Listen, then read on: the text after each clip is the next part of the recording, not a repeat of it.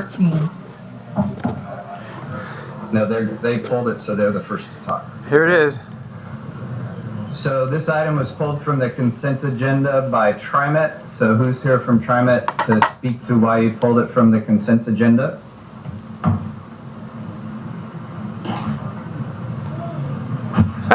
Chair of the TriMet Board of Directors, Warner.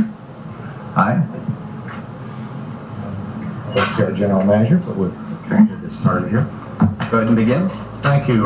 Good morning, Mr. Mayor and members of the council. Pleasure to see you again. Welcome back. Thank you so much.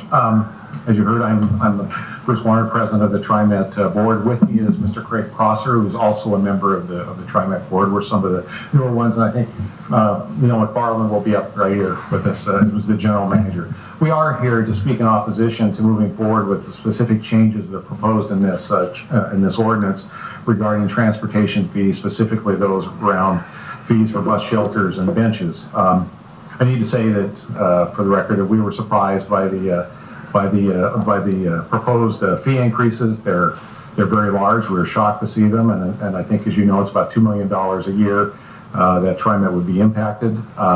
And these fees were not factored into our budget deliberations when we adopted the budget for 2012-13 a couple weeks ago, and I say reluctantly also adopted because it includes some major service cuts and fare increases that went along.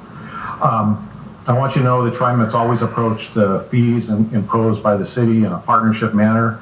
However, when we look at these, the legal basis for these fees we think is questionable, and ultimately we believe if it was imposed, it would probably not be sustained by a court. But having said that, let's talk what evidently is the real issue, which, as I understand from reading the press and the media, is that these fees are to be used for the student transit pass program with the Portland Public Schools. What I understand is you'd like to collect these monies and return it to us to maintain that free student transit service program for the district, which were previously funded by the city. And what I wanted to say here is if that really is indeed the desire of the city council and the mayor to continue that, this is probably not the way to come up with a funding solution. For the record, and some of the folks in the audience I'm sure don't know that the free student transit pass program was in the past funded entirely by the state of Oregon, and due to their reduced revenues, the funding for this program was eliminated. In simple numbers, that program is about a $3 million program a year, and in the past it was funded 1/3 by the school district through allocation of monies from the state through the school's transportation fund, and 2/3 from the state general fund. And the state's decision not to fund this program have created about a $2 million hole in the program, which is what we're talking about. We've made it clear, I think, that with our current budget funding and the reductions we're seeing, we can't bear the entire cost of this program without some sort of equitable sharing of the cost. And I want to also state for the record that we, TriMet and the board, would like to help maintain this very, very popular program. Mayor, I actually thought we had an agreement with your office to share the cost of this program in an equitable manner, where it was 1/3 funded by the Portland Public School System, 1/3 by TriMet, and 1/3 from the city. And I thought we'd also agreed to work with you to find ways to minimize the impacts to the city during the first year with some of the things that we're doing with some of our projects. And I want you to know TriMet and the board are still prepared to honor what I thought was that cost-sharing agreement to move forward to keep this program running. So having said that, in summary, we've always worked well together, and I want to continue to do that. However, if you move forward with this ordinance today, I think ultimately it could have major impacts to our riders and to that partnership. So if you really need the resources that are outlined in that to do your general transportation funding, please either remove the increased fees for the bus shelters and other transportation-related encroachments in this ordinance and then move forward and adopt it or bring it to second reading. Or if student pass program is really the issue, which I understand it is that we're talking about here, please defer this entire ordinance for at least 30 days to allow us to talk further with your staff, with you, Mayor, about how we can actually come up with. That's funny because that's what Opal asked TriMet to do, and they said no. So why should the city do it? So with that, I want to thank you for the time. I want to thank you for pulling this off the consent agenda and giving us an opportunity to speak here today. And again, we'd be glad to answer any questions you might have this morning. Thank you, Mr. Chair. Mr. Board Member? I don't have much to add to that. This is something that we have been talking about at the staff level for some time. The BELF has not had a full discussion on this. At our meeting this morning, we just adopted a statement on our budget, since we just recently adopted that, and it laid out work items of McFarland down low, McFarland talking up to the other people. How's it feel? And consideration of this program is on that There he list, is. so we do have our commitment to continue Mousy working on boy. that. One of the things I do need to add, and this is recognized that I represent District 7 on the TriMet board, which is primarily Clackamas County. Portland Public Schools is not the only school district within our boundary. It's not the only school district in the state with severe financial. Clackamas doesn't even want to be in TriMet. You know, I want to see if we can craft something that would be available to help with all students and in our entire service area. We're not going to be able to do that without looking at some sort of means testing. And we may not be able to do that. But Look at him looking at him. Look at that stare he's got. We do have a responsibility. He really knows how to for do the that entire, stare. Service area of TriMet, not just any one city. So, Isn't Portland Public Schools the only school district without bus service? yes, it's the only school district in the state that is not required to do What's the so. comparison you're making then with Clackamas County and students there and Portland? I'm Yeah, struggling. If we don't have bus service for kids here, what was the point you were making with Clackamas Who County? got too good? My understanding is that the Portland Public Schools at some time in the past, and I don't know how long ago that was, did go to Salem and got an exemption from that requirement. It's the only school district that has done so. It's actually never had yellow bus service. Ever. Ooh. According to the state. Sam got him. Okay. Attaboy, Why Sam. one of the reasons why Rose City Transit, your predecessor, gave free access to the buses as well.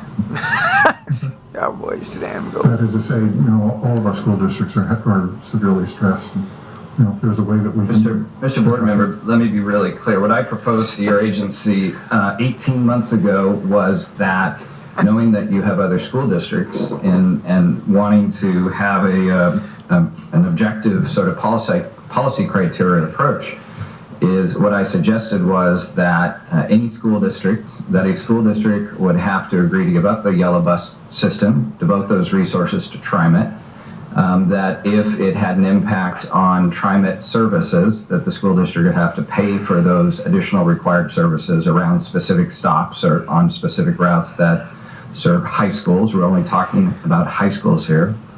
And they would have to get approval from the state to do that. We have not had an exhaustive discussion with all the school districts in your service territory, but I have had discussions with some, and it would, the TriMet, from what I have found, would not adequately replace the yellow bus system for at least the school district's personnel that I've talked to. So, again, not exhaustive on my part, but we talked about this because, and the reason that we went down and got Betsy credits is my concern that we would overwhelm you with service demands. And I wanted to make sure that you had the resources to add more equipment, more drivers, more frequency of service. And that's why we sold the Betsy credits to your benefit. The studies show that this has not required you to add equipment or drivers. It has not required you to add service. But I think if the school district that changes and it ever does, then they have to be they would need to be on the financial hook for that. The other thing I would say is that, the problem-solving approach, I know you've had a hard budget, and I've been a good partner with TriMet in various positions for 20 years.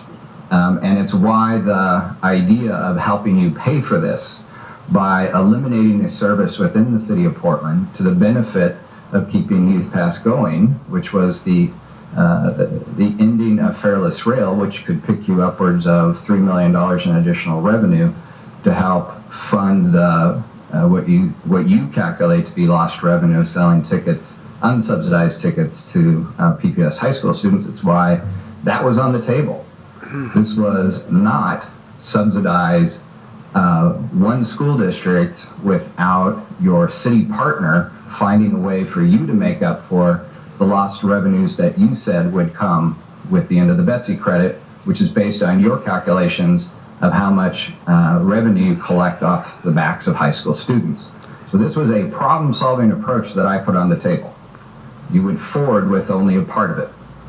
And the fact that you haven't had a full briefing on it is part of my concern about this overall conversation happening in bad faith. Ooh. Ooh. Okay, McFarland, what do you got to say to that? Can I ask a question? Well, I guess, Mr. Prosser, you brought up this morning's board meeting where this issue and sort of the broader look you're hoping for student access to transit is something the board wants to consider. Is that in the context of the next fiscal year? Are we talking July 1st, 2013, or are we talking something that might happen before the school year begins in September? So maybe I'll try to answer that. You are the chair. So okay. The issue is both. What we want to do is, I think number one, this needs to be resolved quickly because the next school year is coming, in another 2 months.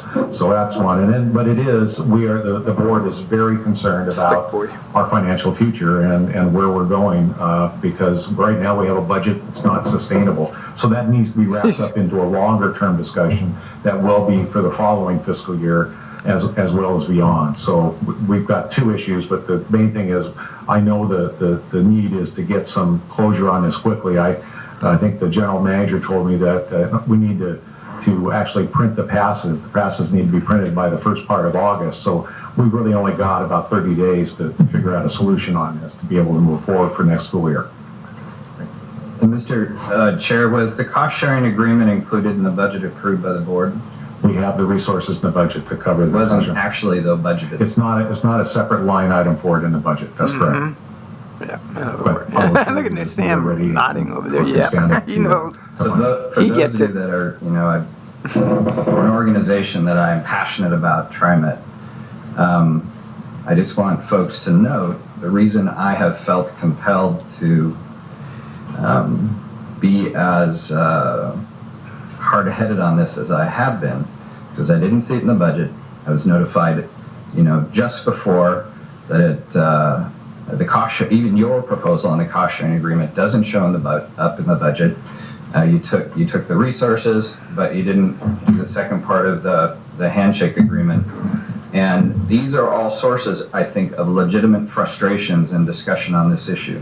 I'm willing to take the 30 days and set this over for 30 days and talk seriously about this. But you need to understand that one of your biggest friends and fans who helped come up, and this council come up with additional resources when you needed it. And I've been put to the meat grinder on the front page of the newspaper because those resources came from what could go to maintenance and other things to be dealt with in this manner is very disappointing. So I'm happy to do 30 days based on previous successful negotiations on things. Again, I absolutely understand your financial situation, and that's why this specific proposal was on the table with us. So I appreciate you being here today, and I'm happy to set it over for 30 days. Does anyone else do you want to say anything? Did anyone else wish to testify on this matter? We have some people who have signed up.